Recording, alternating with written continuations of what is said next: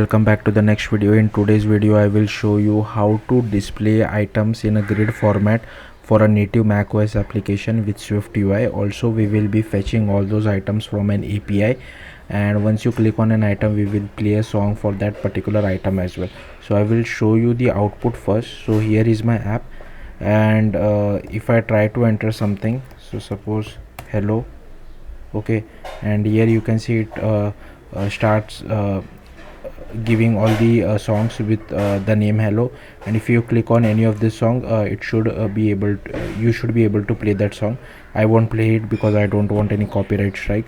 So first create a native macOS application with SwiftUI, and you inside the app sandbox, here you will have to click on outgoing connection because we will be using an API call as well to get all these items. Next you will have to create this Swift class called track. So this is how the data from our API would look like. So we will get a track ID, artist name, track name, preview URL, artwork URL as well, and here we are converting our track to an array of tracks. Next go to track view, so how each item of our track should look like. So it will take a track as well as whether that particular item was selected or not, and here I am also giving the is hovering equal to false. Okay, he is hovering state. Then once a button has been clicked, we call the on selected and pass the track to it. And here you can see I have taken a Z stack. So for the first item would be an async image, so depending on whether that image has been loaded or not. If image has been loaded, resize the image. If failure, then display this question mark image, and if it is still in progress, then we will display a progress view. And here I have applied some width and height to our image view, and I have applied some scale effect as well. And inside VStack I have taken two text, one for displaying track name, another for displaying artist name.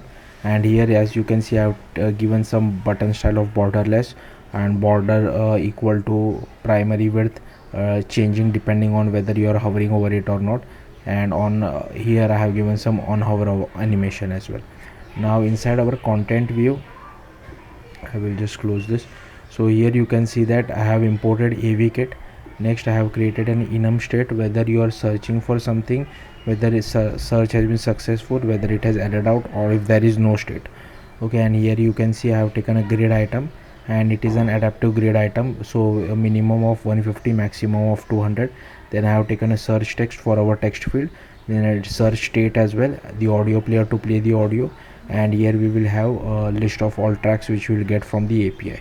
And first I have taken an H tag with the text field as well as a button of search. So depending on whether you press the enter key or whether you click on the search button itself, we will do a start search.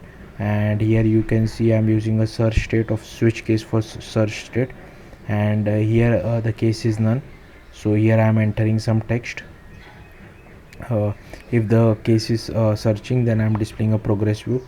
If it is a success, then I have display a scroll view with a LazyV grid, and inside columns we can pass the grid items and do a for each for our track views SwiftUI.